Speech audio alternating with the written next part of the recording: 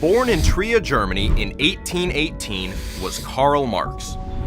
He came from Jewish descent before his father, Heinrich Marx, joined the state evangelical church. Heinrich was a follower of Enlightenment thinkers such as Immanuel Kant, Jean-Jacques Rousseau, and Voltaire. Karl Marx was baptized when he was 6, and 11 years later, when he was 17, he traveled to the University of Bonn, where he studied philosophy. Like his father, he followed Enlightenment thinkers.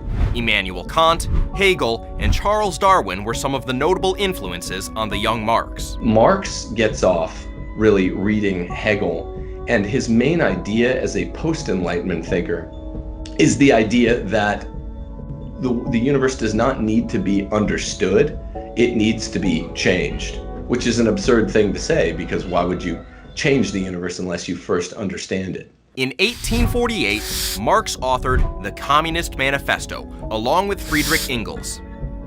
Engels, too, was heavily influenced by Enlightenment thinkers.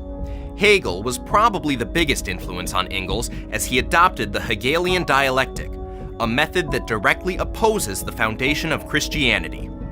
Engels grew up in a Protestant home, became agnostic, and after being influenced by Hegel's ideas, he ended up a militant atheist. Ultimately, the Enlightenment is a stark rejection of the idea that you can know much or anything about the universe, and a radical positing of skepticism. And it goes against the happy-sounding, beneficent-sounding name, the Enlightenment. It ultimately stands for that proposition, whether we're talking about empiricist Enlightenment thinkers or rationalist Enlightenment thinkers. It winds up producing the kind of practical and political philosophy that's based around the idea that there's no understanding of the universe.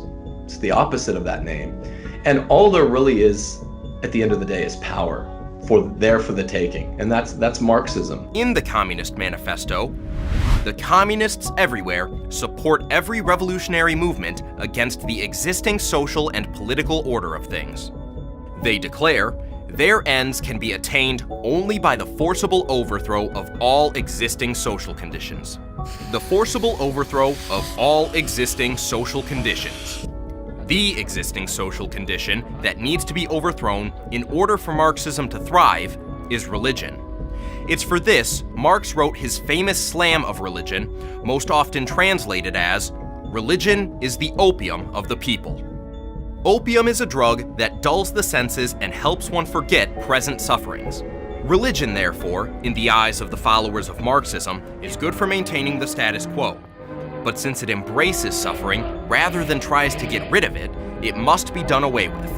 On a practical level, the things that he opposed was this notion of the essential dignity of the human person. For Marxism, in fact, St. John Paul II really put it very well. He said the problem with socialism is essentially an anthropological problem. It's a misconception of who the human being is, who human persons are. Religion, specifically Christianity, teaches that suffering must be endured in the earthly life in order for happiness in the eternal life to be obtained. Marxism teaches the opposite. Instead of embracing suffering, it's seen as an evil that must be done away with. Therefore, a utopia, or a heaven, or a paradise on earth is the goal of Marxism. And this was interesting. She said, "I'm a Christian and a Marxist." And I thought, no. For Marxists, there is nothing beyond this life, this world, so total control of it becomes a necessity. In a very serious way, Marxism poses itself as the alternative salvific message to the world, and that socialist man would be the perfection of the human condition. So it's a real anti-Christ in that sense. The last stages of Marxism are socialism and communism. That is the goal, the final end of Marxism, world domination. Real-world examples of this philosophy are clearly evidenced in Vladimir Lenin and Joseph Stalin. They showed the world what Marxism looks like in practice. The Soviets were the first to create the prison camp system, the Gulag, where citizens were sent merely for philosophically disagreeing with Soviet propaganda.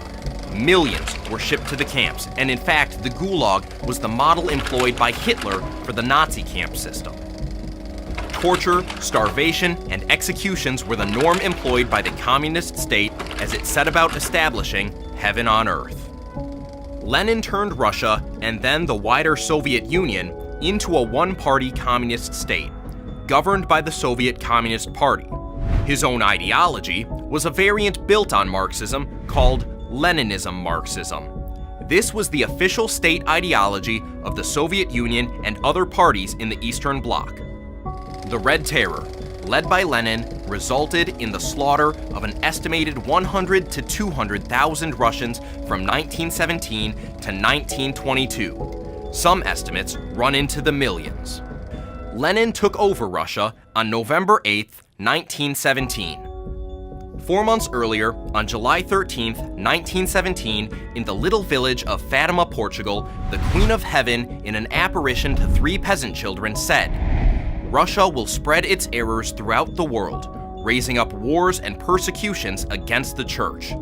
The good will be martyred, the Holy Father will have much to suffer, and various nations will be annihilated." Important to note here, the Bolshevik Revolution had not yet occurred, and there is no conceivable way 3 little children on the opposite end of the continent could know about the coming revolution. The Russian errors that have spread all through the globe now, talked about by Sister Lucy, as told to her by Our Lady of Fatima, were most notably kind of in the marquee economic errors of Russia, economic Marxism, communism, and all the different variant forms of socialism. On the right wing, we've been keen to talk about these, avoid socialism, avoid communism. The other errors not noted were the sexual errors. The sexual errors of Russia, though, of Soviet Russia, they're completely ubiquitous. They spread all around the world. We no longer recognize the sexual revolution as being a Bolshevik thing because every Western country has these huge problems with sexuality, out-of-wedlock birth rates, LGBTQ, transgenderism, gender dysphoria, and basically just, sexual carousing run amok. Marx's ideas targeted religion, specifically the Catholic Church, as the Mother of God revealed at Fatima. An embodiment of this attack against the Church was Antonio Gramsci, the founding member and leader of the Italian Communist Party who pledged full for the goals of Lenin's murderous Russian Revolution. He did, however, dispute some of the tactics.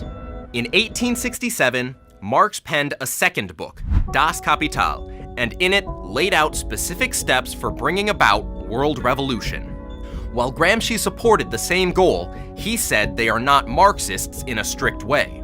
He said they would forswear some statements of Capital, but refused to take it as an external little doctrine full of dogmatic and indisputable statements. Gramsci didn't believe Lenin saw Marxism as dogma. While Lenin killed hundreds of thousands, probably millions, he wasn't perverting minds as much as Gramsci thought he should. Gramsci recognized the Catholic Church as the largest and most powerful private organization that has ever existed. He understood the Church's mission to spread Catholicism around the world, and it's his correct analysis of the Catholic Church that led him to say that socialism is precisely the religion that must overwhelm Christianity. Socialism and communism both push for state-owned enterprises and state control over all aspects of economic life, eventually crushing human dignity. I have to give it to Marx and to Engels, his colleague and sometimes ghostwriter, because they understood this as well. They understood that you needed to defeat private property if you were going to defeat the family, what they called the present understanding of the family, and these were related. What he saw as patriarchy, but they were really talking about the family. So the Marxist antagonism isn't just to property itself, it's to the family, because property safeguards the family. Socialism is the 5th stage of Marxism, and going back to the Communist Manifesto, Marx tells us that the theory of communists may be summed up in the single sentence, abolition of private property. Private property is good, and the abolition of private property is bad because ultimately the principle of justice, which is a natural principle, reduces to nothing more than giving to each his due. So when somebody has private property, all that means is that they converted some material thing through their labor to what we call their property. This was a major attack in the French Revolution under Napoleon. The other main way we get private property, besides converting it through labor to our own, is also a justice principle. It is to bequeath your private property to those that you want to bequeath it to, or sell it. That's called alienability when you sell it. Bequeathing when you pass it to your kids. It's yours originally at the top of the chain through someone's labor, and then they have the right to do with it what they want to pass to their kids. Napoleon in the French Revolution made it illegal to pass certain kinds of property to your kids. Pope Pius XI declared religious socialism, Christian socialism are contradictory terms, for no one can be at the same time a good Catholic and a true socialist. They're not just different, like they're opposite. You know, it's not just variant 1 and variant 2. These are like seriously different ideas. Communism is the final stage of Marxism. This is where the utopia, or the heaven, or paradise on earth is said to be brought to fruition. No need for money, competition, private property, governments, states, nations, and especially no need for religion, because the society is completely classless.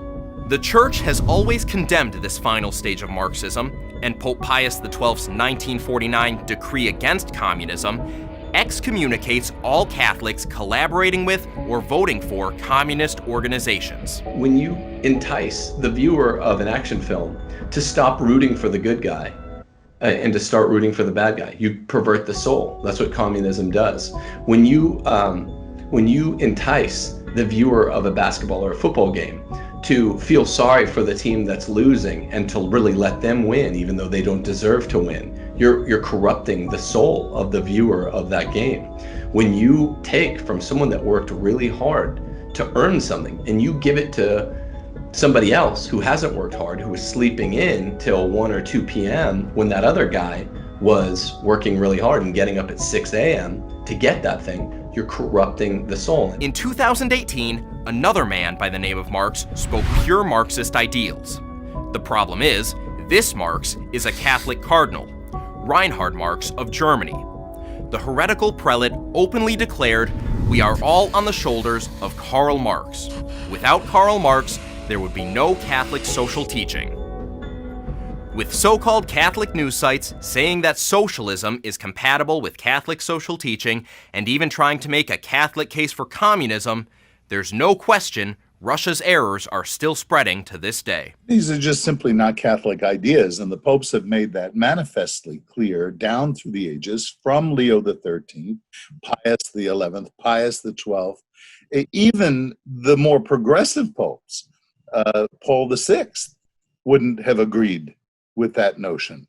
And then, of course, manifestly in John Paul II's pontificate, and I think of a very compelling quotation from Pope Benedict. He said, "The society that wants to absorb everything and provide everything for everyone is preparing to destroy man himself." So these ideas of socialism and communism are antithetical to the Church's social teaching and have been antithetical all along.